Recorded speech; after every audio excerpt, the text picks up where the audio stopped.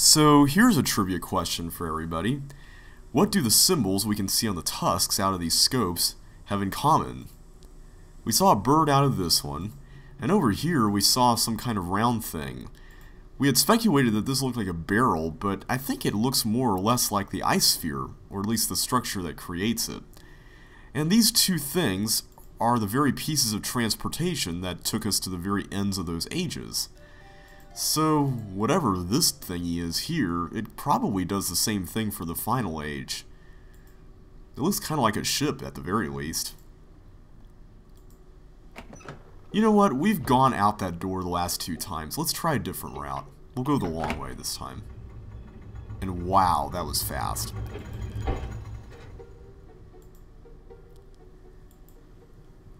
I'll go ahead and do it myself, because I know it's going to do it automatically anyway. There's one thing I'm wondering about. Why is there even a button on the other side to begin with? Because, I mean, the elevator didn't go the wrong way until Sevedo sabotaged it from the bottom, right? So did Atris just install it there just in case this bottom thing that rotates it around doesn't work? Maybe just as a countermeasure, just to make sure that no one got trapped up there? I guess that makes the most sense. Well, speaking of the elevator, let's do the thing we talked about earlier where we could see the elevator doing its peg insertion thingy from the outside. I really don't know what else to call that. There we go. And we can even see the track it spins on, too. And up it goes. Pretty nifty little setup, I gotta admit.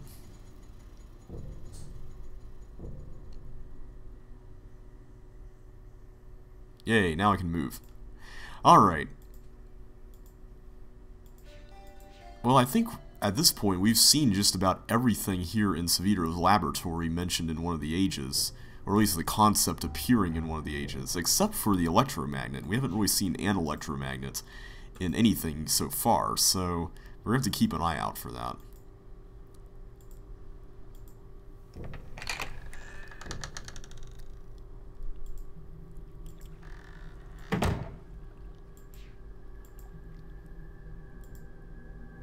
Oh no. Why'd I come through here? Run away. Alright, let's go up here to the tusk. Okay, so we noted earlier that there were 5 buttons on here and we have no idea what to do with them. And there was this weird device here that looked really cool and looked very similar to that thingy over there on the shore. So let's head that way. I have a feeling that's where we need to start.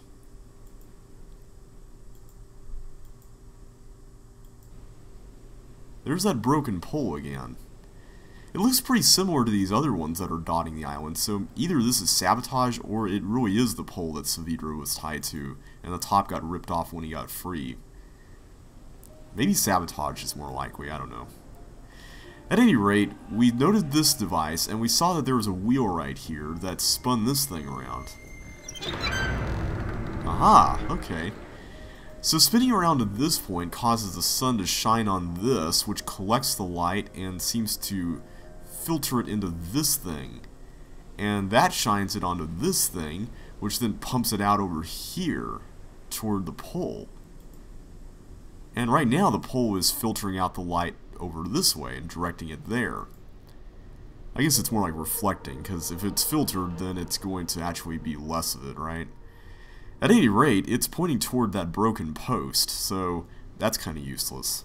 Maybe once upon a time that thing did serve a purpose here, but now it's not going to help us now. That sounded really redundant, I know. So let's rotate it somewhere else. Alright, so now it's pointing at the blue one. So what's the other option? Well, that has nothing in it, but I guess this makes sense, because there's got to be one side that has the actual reflectors in it, right? So what I'm wondering is, how can the light even do this, considering that we're standing right in front of this thing? I don't know. Let's go to the blue pole. Climb this other set of awkward rungs. Okay, it's on the plate thingy there right now. There we go. Okay, it's going over to that green one. There's a red one over there. Can we do that? Or is that a dead end or something? Okay, that doesn't even go to the pole. It goes right out there into the ocean, near where the Amateria tusk is. Okay, so we're going to have to go to the green one next, which is way over on the other side of the island. In fact, we haven't even been over there yet. We started in that direction when we headed for the Adana tusk, but we kind of stopped. We didn't go all the way over.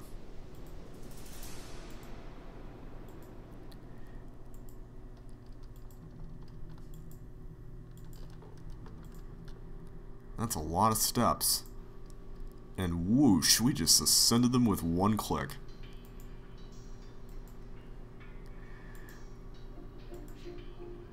Okay, let's get over here.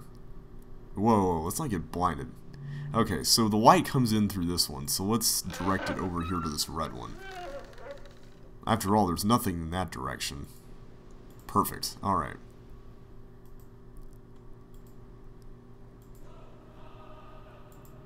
No, choir, we've left Tamana. We're trying to get to the final age. Well, the final age other than Narayan. Ah! No thanks. Okay, now it's going over there toward what looks to be another pole. Of course, we need to view it from the actual... Yeah, there we go. Okay, so the next pole is a yellow one.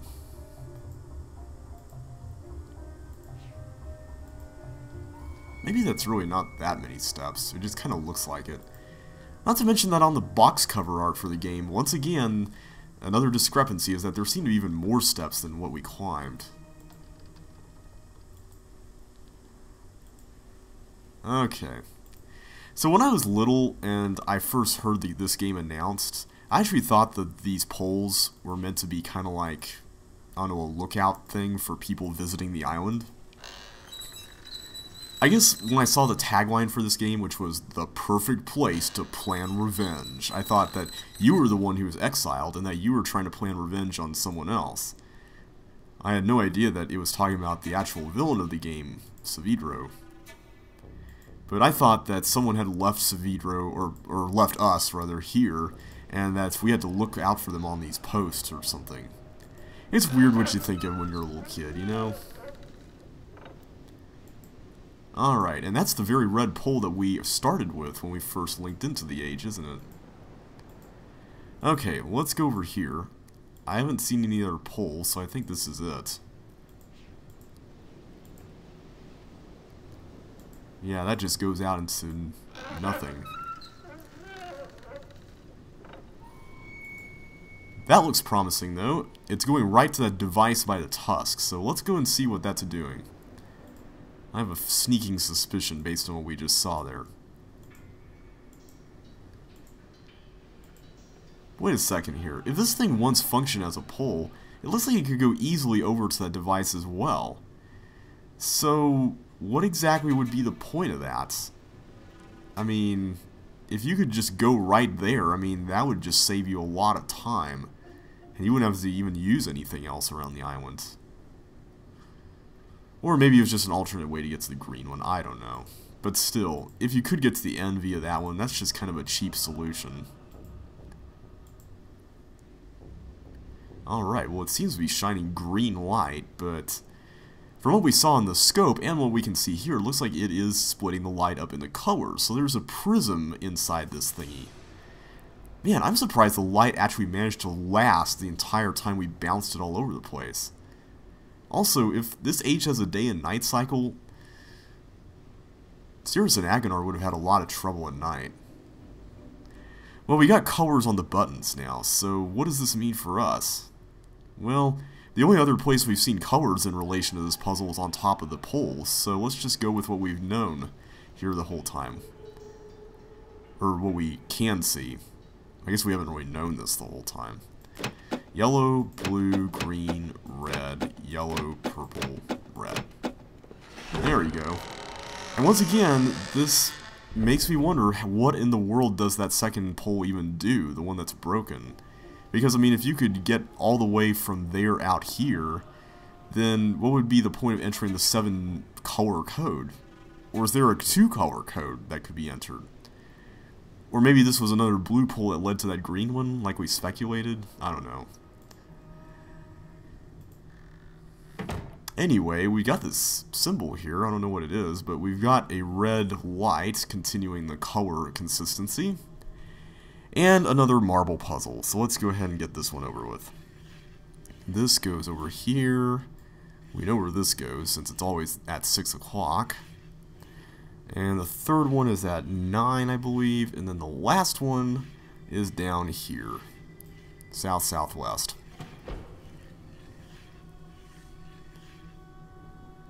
Success! Alright.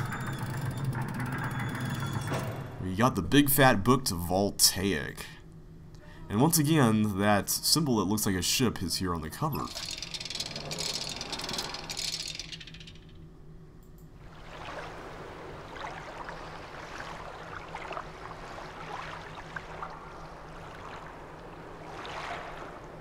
Looks to be a rather desolate, barren place. I mean, I guess Amateria didn't really have many plants as well, but at least it had that moss stuff. Alright, well let's see what's going on here.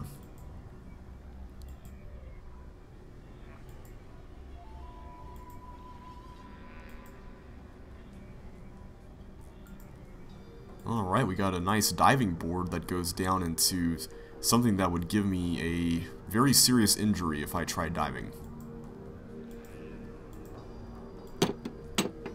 That's useless. And we got this cool basketball with wings here. Oh, okay. By the way, have you noticed that the symbol for Jananin is 3 tusks? I guess it's kind of appropriate. Oh, right. Alright. Well, there's nothing to see here, so I suppose we should just continue onward.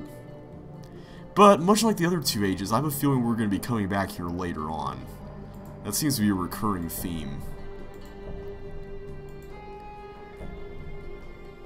Well, there's not much to see here, but we can check out what's over here. There seems to be another one of these diving boards, although it's a lot higher. And some wires going up to it or something. One of these days we'll check that out. Alright, we got a fork in the road. I'm gonna go right this time, I think. Ooh.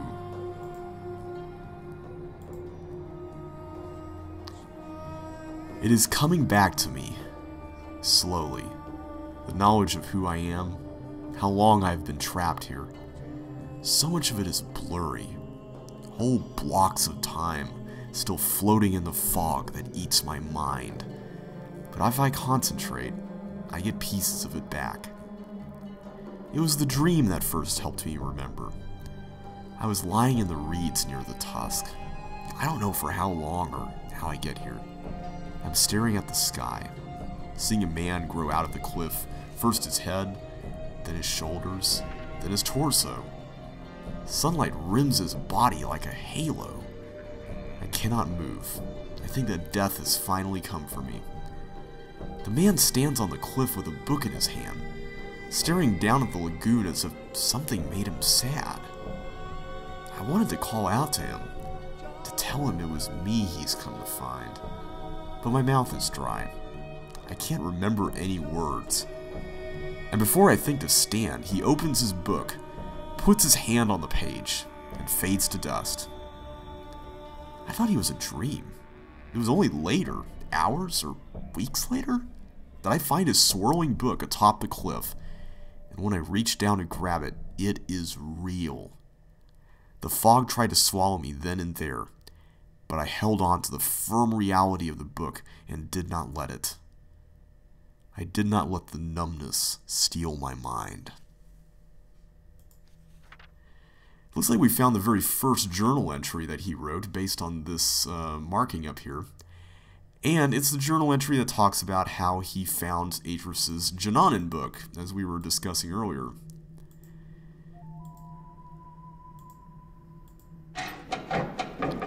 Of course.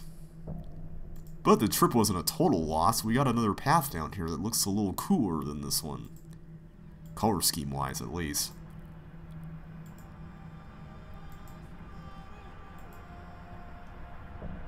Okay, well, we got a lot of things to check out here. There's this panel on the wall with tons of symbols. We get a nice bright sun. We've got a spaceship, a shield, I don't know what to call that, but it's kind of like a pentagon except without the actual lines, and a snake. Alright. What's over here ahead of us?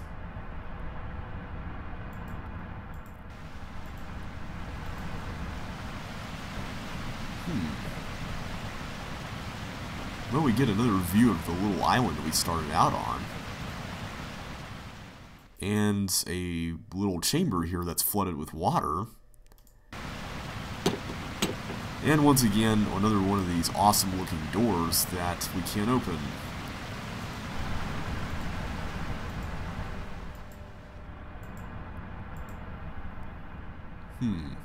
Well, our only option is to go up the ladder now.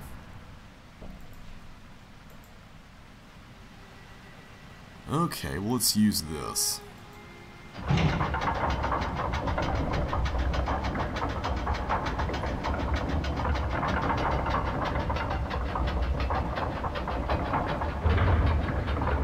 Okay, well, using that wheel just opened up this dam over here. Well, does that affect anything, or not? Well, doesn't look like anything here made a difference. Or it didn't make a difference with anything there, I should say. But hey, what does this do? Aha, okay. Well, looks like we managed to start up a water wheel. At least that's what it looks like. Let's go back up top. Yeah, we can see it spinning around here.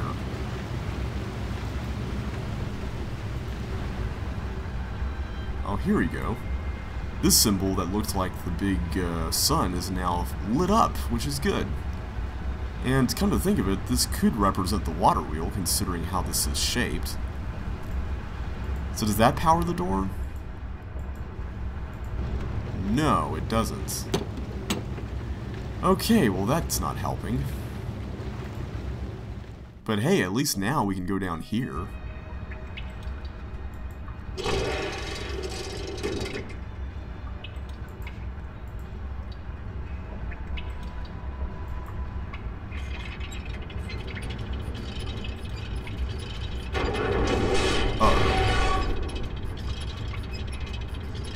Well, that's a problem. It looks like this thing is meant to be a part of a gear, or at least a cog that's supposed to mesh with this stuff over here. But we can't pull it up there because, well, the thing's moving right now.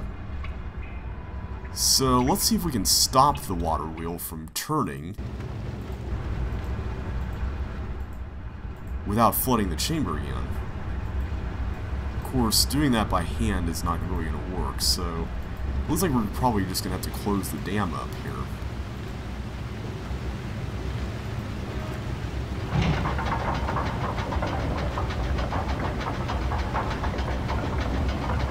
Also, did you notice that that window through which we activated the water wheel was broken? Somehow I don't think Atros did that. I'm guessing Sevedo did it, and maybe this spot over here was where another wheel used to be that controlled the actual water wheel. In fact, you can see remnants of it laying all over the place. Alright, let's see what we can do now.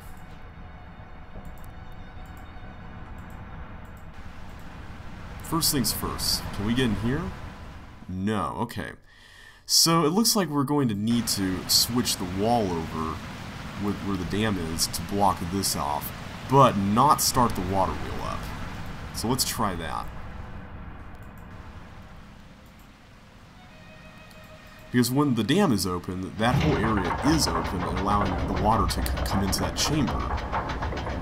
But if we switch the wall over here, the good news about that is that we can do so. Oh, except we did so and the water wheel flaps were still open. Okay, my bad. This is easily remedied.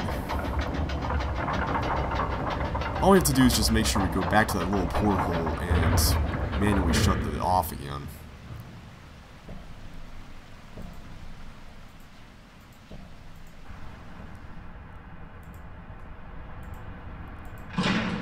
There we go. Now it shouldn't move at all. So let's just open the wheel, or open the dam with the wheel. Okay, you notice, like, whenever you have, like, something you want to say, you start at the end sometimes, and you're like, oh yeah, I want to say that word, and then you end up just going straight to the end of your sentence and skipping everything in the middle. Yeah, I do that a lot. You've probably noticed. Alright, so with the wall over here, we can now get down into this area. And as a result, we should be able to raise this without any problem.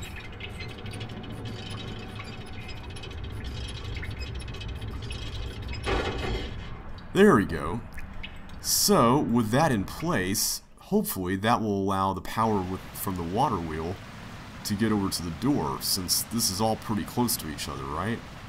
I mean, it makes sense, and there's really no other option. There we go.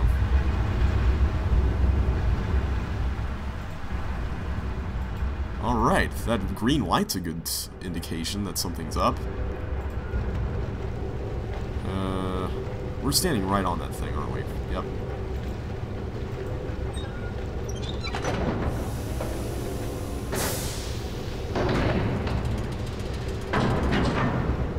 You know, Atris, I appreciate the style, but honestly, you could have just put a simple door here.